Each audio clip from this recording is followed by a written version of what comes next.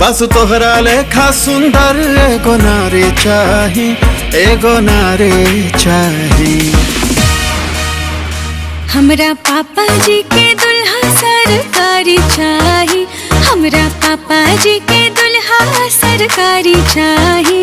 फिर तो 20 लाख रुपया एगो गाड़ी चाही, फिर तो 20 लाख रुपया एगो गाड़ी चाही।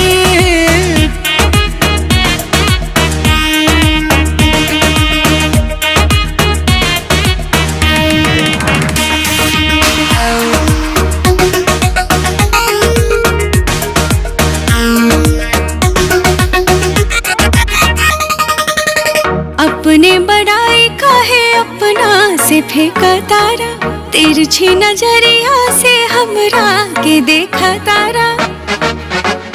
जब से कैले